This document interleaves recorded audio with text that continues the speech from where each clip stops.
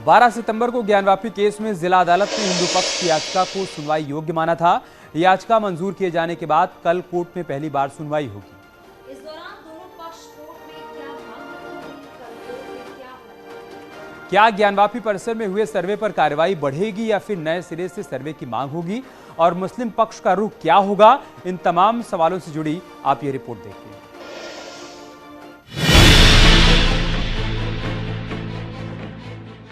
12 सितंबर को वाराणसी के जिला अदालत ने साफ कर दिया था कि हिंदू पक्ष की याचिका पर आगे सुनवाई होगी। हिंदू पक्ष की याचिका सुनने योग्य करार दिए जाने के बाद कल पहली बार कोर्ट सुनवाई करेगा। लेकिन सवाल ये है कि कल क्या होगा? क्या ज्ञानवापी परिसर के सर्वे को लेकर बात आगे बढ़ेगी या कार्रवाई की दिशा कुछ और होगी? दोनों पक्ष क्या मांग करेंगे? जानकारी के मुताबिक हिंदू पक्ष ज्ञानवापी परिसर का नए सिरे से सर्वे की मांग कर सकता है, क्योंकि हिंदू पक्ष का कहना है कि पहले जो सर्वे हुआ उस दौरान कई चीजें छूट गई। कोर्ट कमिश्नर के साथ जो पहले चरण में 5 दिन का सर्वे हुआ था उसमें कुछ जगहों का सर्वे नहीं हो पाया था। इसीलिए अब पोषणीयता पर मुकदमा जीतने के बाद मंदिर पक्ष 22 तारीख को एक दूसरे सर्वे की मांग करने जा रहा है। इस सर्वे से बहुत सारी चीजें साफ होने का दावा किया जा रहा है। मसलन जो कई जगह पर ईंट और पत्थर की दीवार से दरवाजे बंद कर देना जैसा जो प्रतीत हुआ, ऐसे ही 2 तहखाने हैं। इन तहखानों के अंदर सर्वे जरूरी मान रहा है मंदिर पक्ष। उनका मानना है कि शिवलिंग के जो मिला है उसके नीचे उसका अर्घा भी मिल जाएगा, तो ये साफ हो जाएगा कि ज्ञानवापी ही बाबा विश्वनाथ का मंडप और मंदिर है। दरअसल हिंदू पक्ष का कहना है कि पहले जो सर्वे हुआ उस दौरान कई साक्ष्य मिले। मसलन दीवारों पर हिंदू चिन्ह मिले, वजूखाने की जगह पर शिवलिंग मिला, लेकिन अभी भी बहुत कुछ है जो छूट गया है। साधारण सर्वे किया गया था। इस सर्वे में जहां शिवलिंग प्राप्त हुए हैं उससे दक्षिण तरफ जो नंदी जी हैं और दोनों के शिव जी और नंदी जी के बीच में ब्यास जी का तहखाना है, उसकी उत्तरी दीवार जिसे शिवलिंग को ढक दिया गया पत्थर ईंट से, और मलबे हैं ईंट पत्थर, उसको हटा करके शिवलिंग से पूर्वी दीवार जो दीवार में दरवाजे हैं ईंट पत्थर से बंद कर दिए, उसको खोल करके, और ब्रैकेटिंग की पश्चिमी दीवार जहां श्रृंगार गौरी के चौखट हैं वहां के दरवाजे को ईंट पत्थर हटा करके और मलबे हटा करके उसका रिपोर्ट आ जाए। ये जो सर्वे अभी तक हुआ है ये सर्वे हम लोगों का अधूरा सर्वे है। इसमें चूंकि अभी तक हम लोगों को माँ श्रृंगार गौरी नहीं मिली, माँ श्रृंगार गौरी की तलाश में हम लोग निकले थे उस ज्ञानवापी परिसर में, और बाबा निकल गए। बाबा कहे कि पहले हमारा ही दर्शन कर लो, इसलिए माँ श्रृंगार गौरी अभी हम लोगों के सामने आई नहीं है। तो माँ श्रृंगार गौरी की तलाश जब पूरी हो जाएगी तब हमारा दावा जो है पूरा होगा। लेकिन यहाँ सवाल है कि मुस्लिम पक्ष कल कोर्ट में क्या मांग करेगा? क्या मुस्लिम पक्ष नई दलील रखेगा या फिर कदम कुछ और होगा?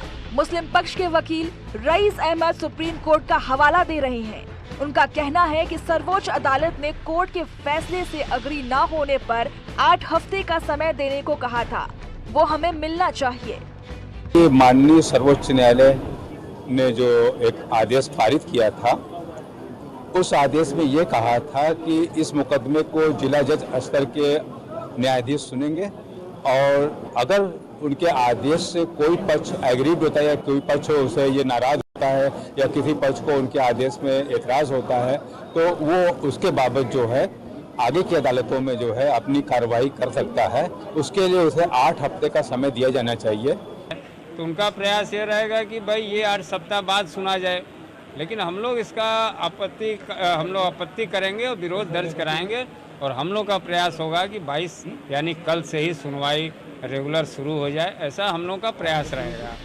जाहिर है मुस्लिम पक्ष वक्त चाहता है ताकि 12 सितंबर को हिंदू पक्ष की याचिका को योग्य मानने के जिला अदालत के फैसले को चुनौती दी जा सके, जबकि हिंदू पक्ष नए सिरे से सर्वे चाहता है ताकि ज्ञानवापी परिसर में दबे साक्ष्य को बाहर लाया जा सके। एक मसला कल कोर्ट में और उठेगा। दरअसल कई लोग ज्ञानवापी केस में पक्षकार बनना चाहते हैं। कोर्ट में उनके प्रार्थना पत्रों पर भी सुनवाई होगी। हिंदू पक्ष ने साफ कर दिया है, हम विरोध करेंगे। सबसे पहले तो 22 तारीख को न्यायालय द्वारा जो 110 के प्रार्थना पत्र कुछ लोगों ने दिया है वादी बनने के लिए, वादी के सहयोग के लिए, उस पर मेरी आपत्ति रहेगी।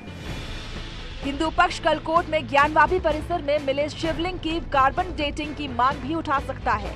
हालांकि कोर्ट का रुख क्या होता है, अभी ये देखने वाली बात है। Bureau report, news 18। Uttar Pradesh की विधानसभा की विधायी परंपरा में कल एक नया पन्ना जुड़ने जा रहा है। उत्तर प्रदेश विधानसभा के इतिहास में ऐसा पहली बार होने जा रहा है जब महिलाओं के लिए एक दिन फिक्स किया गया। कल सदन में सिर्फ महिलाएं अपनी बात रखेंगी, प्रदेश के विकास और महिला सुरक्षा को लेकर बात करेंगी।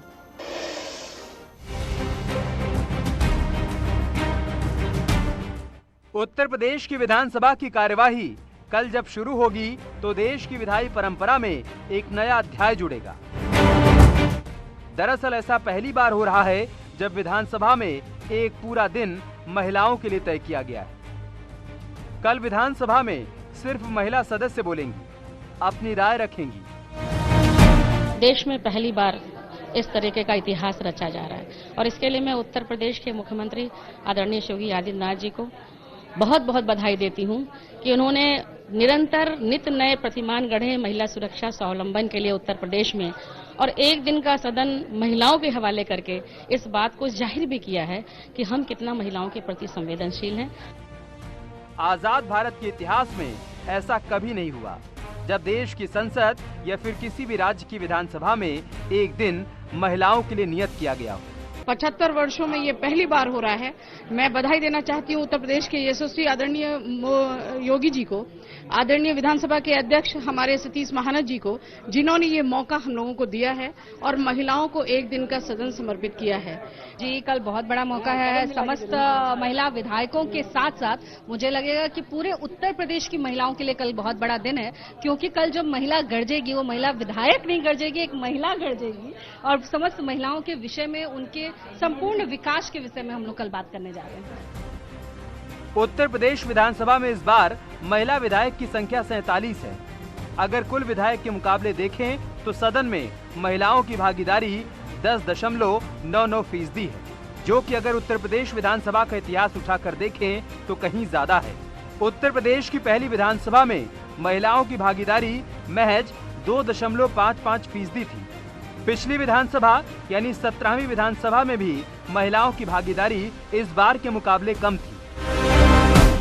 जाहिर है सदन में महिलाओं की भागीदारी बढ़ी है, लिहाजा परंपरा भी बदल रही है। और पिछले जो 5 साल में महिलाओं के लिए क्या अंतर महसूस करा उन्होंने, उनके क्षेत्र में खास तौर से महिलाओं की जिंदगी में क्या परिवर्तन आया और महिलाएं कैसे आगे बढ़ रही हैं, चाहे शिक्षा का क्षेत्र हो, चाहे हमारे जो महिला समूह बने हों गांव में, चाहे महिला गांव की शिक्षा के क्षेत्र में बढ़ रही है, चाहे शहर की महिला नौकरी कर रही है, इस क्षेत्र में कैसे परिवर्तन आया, लॉ एंड ऑर्डर कैसे चेंज हुआ है और आज महिलाएं कितना सुरक्षित महसूस कर रही हैं, इस बारे में सारी चर्चा चलने वाली है। बहुत बड़ी जिम्मेदारी के साथ महिलाएं सदन में आती हैं कि हम अपने क्षेत्र की चीजों को रखें और उनको सबसे अच्छा प्लेटफॉर्म ये सदन होता है। सदन में रखना भी चाहिए सबको अपनी चीजों को, और जब सदन में अपनी चीजों को रखेंगे, उठाएंगे, तब हमारा क्षेत्र ज्यादा से ज्यादा विकास कर पाएगा। उत्तर प्रदेश में अब तक सिर्फ 2 महिलाएं मुख्यमंत्री के पद तक पहुंची हैं, जिनमें मायावती और सुचेता कृपलानी का नाम शामिल है। दिलचस्प बात यह है कि सुचेता कृपलानी उत्तर प्रदेश ही नहीं देश की पहली महिला मुख्यमंत्री थी, और अब महिलाओं के सदन में एक दिन नियत करने की परंपरा भी उत्तर प्रदेश से ही शुरू हो रही है। Bureau report, news 18। कल अखिलेश यादव ने स्वास्थ्य सेवाओं को लेकर सवाल खड़े किए थे। डिप्टी सीएम ब्रजेश पाठक को निशाने पर लिया था और आज डिप्टी सीएम ब्रजेश पाठक ने अखिलेश यादव पर हमला किया। जोरदार पलटवार करते हुए ब्रजेश पाठक की तरफ से क्या कहा गया वो आपको दिखाते हैं। मंत्री बनोगे, कुछ कार्रवाई भी करोगे? आ जाए जवाब। जैसे झोला छाप डॉक्टर में कोई मान्यता नहीं, वैसे इनकी भी होने जा रही है अभी। और नेता विरोधी दल ने जो कहा है, मैं कह सकता हूं, जिस भाषा शैली का इस्तेमाल किया है वो सड़क छाप से भी बदतर भाषा है। इसकी पूरी सदन निंदा है। अगर आप पे बजट की कमी है तो आप स्वीकार क्यों नहीं कर रहे हैं नेता सदन? अगर बजट की कमी है तो नेता सदन स्वीकार क्यों नहीं कर रहे? और नेता सदन को बजट देना चाहिए अपने डिप्टी सीएम को। कि 2016 में जब ये गए तो उत्तर प्रदेश सरकार में स्वास्थ्य विभाग का बजट था 14,811 करोड़ रुपए। जब आदरणीय योगी जी की सरकार आई, भारतीय जनता पार्टी की सरकार आई, तो हमारा बजट आज है 19,165 करोड़ रुपया। घोषणा पत्र दोबारा पलट के नहीं देखते क्या? आपने कितने एम्स बनाने के लिए कहा था? 5 साल चले गए, कितने एम्स बन गए आप? ये दोनों एम्स जो बन रहे हैं उत्तर प्रदेश में, ये समाजवादियों की देन है, जिसकी वजह से एम्स बन रहे हैं। अखबार की कटिंग समाजवादी पार्टी के समय की है।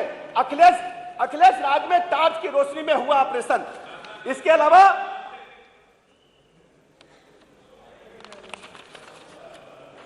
एक्सक्लूसिव यूपी एम्बुलेंस घोटाला लगाया करोड़ों का चूना, यह समाजवादी पार्टी के शासनकाल में हुआ। डिप्टी सीएम ब्रजेश पाठक ने सिर्फ अखिलेश यादव के आरोपों का जवाब ही नहीं दिया, बल्कि सदन में शायरी भी पढ़ी। 2 लाइनें कहना चाहता हूं। नफरत की एक बूंद ही माहौल बदनुमा कर गई, जहां से आया है ये झूठ और फरेब का जहर, वो दरिया कैसा होगा। 2 लाइनें कहना चाहता हूं। नफरत की एक बूंद ही माहौल बदनुमा कर गई, जहां से आया है ये झूठ और फरेब का जहर, वो दरिया कैसा होगा। 2 लाइनें कहना चाहता हूं। नफरत की एक बूंद ही माहौल बदनुमा कर गई, जहां से आया है ये झूठ और फरेब का जहर, वो दरिया कैसा होगा। 2 लाइनें कहना।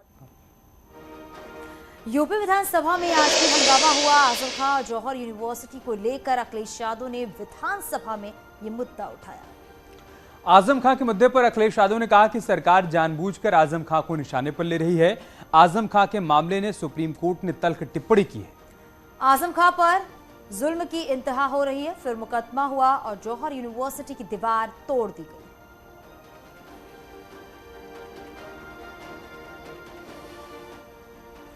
तो सदन में आजम खां के मुद्दे को लेकर अखिलेश यादव की तरफ से तमाम बातें रखी गई हैं।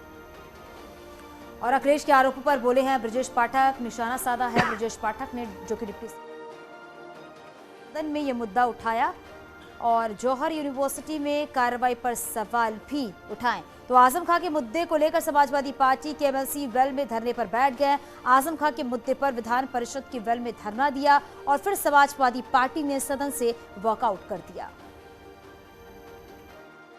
आदरणीय आजम खां साहब के साथ आज ऐसा व्यवहार नहीं हो रहा है। जब से भारतीय जनता पार्टी की सरकार आई है, वहाँ भारतीय जनता पार्टी की हार हुई, तब से भारतीय जनता पार्टी का व्यवहार ऐसा ही है। वहाँ के अधिकारियों को निर्देश हैं सरकार की तरफ से कि जितना परेशान कर सकते हो, जितने झूठे मुकदमे लगा सकते हो, वो लगाइए आप। मंगलवार को सीएम योगी से मुलाकात के बाद एसडीएसपी के अध्यक्ष ओपी राजभर ने आज प्रेस कॉन्फ्रेंस की। राजभर ने कहा कि उन्होंने राजभर जाति को एसटी कैटेगरी में शामिल करने के लिए प्रस्ताव भेजने की अपील की है, जिस पर सीएम योगी ने राजभर को आश्वासन भी दिया। तो केंद्र सरकार को प्रस्ताव भेजने की अपील और उसके बाद जो अहम मुलाकात हुई, जो अहम बातें हुई हैं, वो भी हम आपको एक एक करके बता रही हैं। प्रस्ताव भेजने के लिए सीएम योगी का आभार जताया है ओपी राजभर ने। पिछड़ों के लिए अच्छा काम कर रहे हैं सीएम योगी आदित्यनाथ, इस बात का जिक्र किया राजभर ने। इस बात को लेकर के कल मैं माननीय मुख्यमंत्री जी से रात को 8:30 बजे के लगभग मिला और उनको पूरी बात से अवगत कराया कि समय समय पर भर राजभर जाति को विमुक्ति जाति का शासनादेश प्रमाण पत्र जारी करने का भी आदेश हुआ है और जाति प्रमाण पत्र बना है।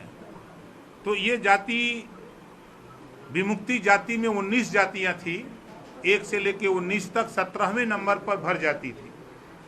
शेष जातियां कोई अनुसूचित जाति में चली गई, कोई जनजाति में चली गई, ये छूट गई। तो इसको अनुसूचित जनजाति में शामिल किया जाए। इस बात को कल माननीय मुख्यमंत्री जी ने, मैं पूरी फाइल लेकर के गया और उनसे बातचीत हुई तो उन्होंने अपनी सहमति जताई और समाज कल्याण को तुरंत उन्होंने आदेशित किया कि ये प्रस्ताव बना करके तत्काल भारत सरकार को भेजा जाए। जिस तरह पढ़ के पूरी बात को समझा और आदेश दिया, इसके लिए हम माननीय मुख्यमंत्री जी को बधाई देते हैं कि आपने हमारे विषय को लेकर के गंभीर हुए और इसको प्रस्ताव भेजने का। भूमाफियाओं की आड़ में जो गरीब, कमजोर, वंचित, पिछड़े, दलित हैं, जो 50 साल 60 साल से बसे हुए लोग हैं जमीनों पर, वो भूमिहीन हैं, वो भूमाफिया नहीं हैं, लेकिन गांव में रंजिश बस इनके मकान गिराए जा रहे हैं इस संबंध में भी माननीय मुख्यमंत्री जी से कल मैंने चर्चा की, तो उन्होंने कहा कि इसके पहले मैंने एक आदेश जारी किया हूँ और ठीक है। तो फिर उन्होंने तुरंत बुला करके प्रमुख सचिव को कहा कि देखो ये मामला संज्ञान में आया है, इसको तत्काल जो है इस तरह की कार्रवाई न हो, गरीब कमजोर न उजाड़े जाए भूमाफियाओं की आड़ में, इस पे त्वरित कार्रवाई हो। अमेरिका से ब्रिटेन तक राम भक्त साध्वी ऋतंभरा का विरोध हो रहा है। क्या मुस्लिम संगठन अयोध्या का बदला अमेरिका और ब्रिटेन में लेना चाहता है? क्योंकि जिस तरह से विरोध हो रहा है उससे लगता है कि साध्वी ऋतंभरा से नाराज मुस्लिम संगठन उन्हें भारत से बाहर किसी भी देश में देखना नहीं चाहते हैं। हिंदुओं के खिलाफ ये 5 तस्वीरें हैं। पहली तस्वीर 31 अगस्त की है। अटलांटा में साध्वी का विरोध किया गया था। दूसरी तस्वीर 17 सितंबर की है। ब्रिटेन में बड़ी संख्या में लोग हिंदुओं के मंदिर के बाहर निकले थे और न्यू जर्सी में साध्वी ने कार्यक्रम किया तो अमेरिका में विरोध करने वाले सड़क पर उतर गए।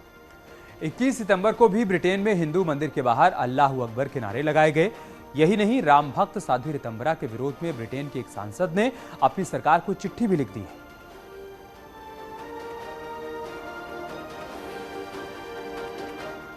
दरअसल ब्रिटेन में मुस्लिम संगठन साध्वी ऋतंभरा के खिलाफ लामबंद हो गए हैं और सरकार से यूके में साध्वी की एंट्री बैन करने की मांग कर रहे हैं। 23 सितंबर को जहां पर साध्वी का कार्यक्रम होने वाला है, वहां के मुसलमान मेयर ने अपने सांसद से साध्वी के कार्यक्रम पर रोक लगाने की मांग की। मुस्लिम संगठनों की अपील पर ब्रिटेन के एक सांसद सैम टेरी ने अपनी सरकार से साध्वी ऋतंभरा पर गंभीर आरोप लगाते हुए न सिर्फ कार्यक्रम पर रोक लगाने की मांग की है, बल्कि यूके में साध्वी की एंट्री परमिशन देने पर विचार करने की अपील भी की है। सांसद सैम टेरी ने अपनी चिट्ठी में लिखा है कि ब्रिटेन के कुछ मुस्लिम संगठनों ने उनसे संपर्क किया और 23 सितंबर को होने वाले कार्यक्रम को रोकने की अपील की है। ब्रिटेन के सांसद ने यह भी आरोप लगाया है कि साध्वी ऋतंभरा कट्टर हिंदूवादी हैं और मुसलमानों के खिलाफ हेट स्पीच के लिए मशहूर है। सांसद ने बाबरी मामले का जिक्र करते हुए चिट्ठी में लिखा कि ऋतंभरा 2000 से ज्यादा लोगों की मौत मामले से जुड़ी हुई।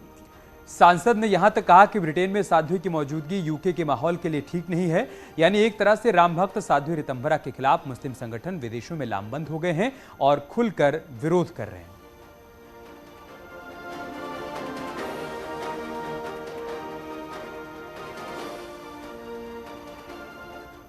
और आगे बढ़ते बात करते, जालौन में बारिश से गिरा कच्चा मकान के मलबे में दबे 2 सगे भाई बहन की, और यहां पर भाई की मौत हो गई है। बहन की हालत नाजुक बताई जा रही है। बच्ची को जिला हॉस्पिटल ले जाया गया। नंदीगांव के लोहई की घटना है। तस्वीरें आप देखिए, हादसे के बाद की तस्वीरें। मकान के मलबे में 2 सगे भाई बहन दब गए और जब रेस्क्यू ऑपरेशन चलाया गया, भाई की मौत हो गई थी। बहन की हालत बेहद गंभीर है। उसे फौरन अस्पताल भेजा गया है जहां उसका इलाज चल रहा है।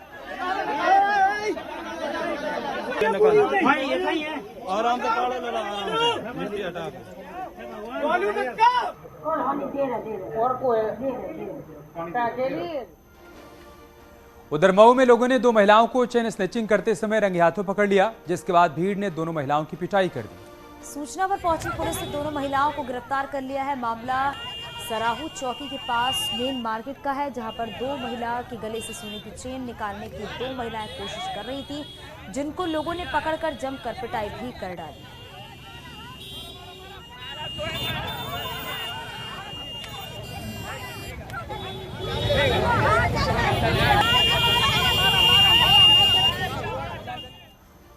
कौशाम्बी में एक बार फिर से बाबा का बुलडोजर गरजा है, जहां नाले पर कब्जा कर बनाई गई 2 दुकानों और एक मकान को ध्वस्त किया।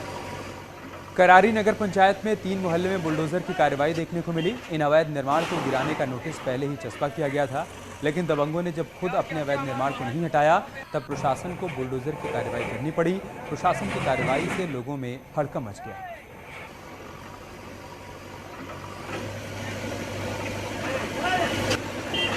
कौशाम्बी की तस्वीरें आप देख पा रहे हैं। अवैध निर्माण को यहां पर गिराया गया है, नाले से अतिक्रमण को हटाया गया है। इससे पहले प्रशासन की तरफ से नोटिस भेजा गया, लेकिन जब दबंगों ने अवैध अतिक्रमण को नहीं हटाया, तब आज प्रशासन की टीम मौके पर पहुंची और बुलडोजर से आप देखिए अवैध अतिक्रमण को तोड़ा गया।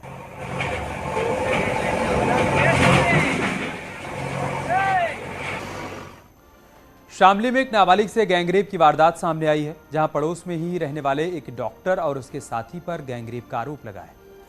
पीड़ित के मुताबिक वो दवाई लेने क्लिनिक गई थी, जहां अकेले पाकर डॉक्टर और उसके साथी ने गैंगरेप को अंजाम दिया। इस मामले में पुलिस ने डॉक्टर के साथी को गिरफ्तार कर लिया है, जबकि डॉक्टर अभी पुलिस गिरफ्त से फरार है। एक पीड़िता की शिकायत आई कि वह एक क्षेत्र के ही डॉक्टर के यहाँ कुछ दवा लेने गई थी, तो उस डॉक्टर ने तथा एक अन्य व्यक्ति ने उसके साथ जो है दुष्कर्म किया है।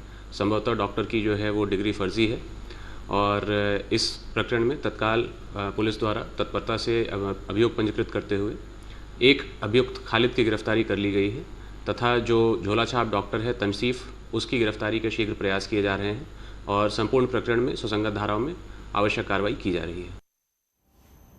और यहाँ रुकेंगे कुछ ही पलों के लिए। खबरें जारी हैं, बने रहिए हमारे साथ।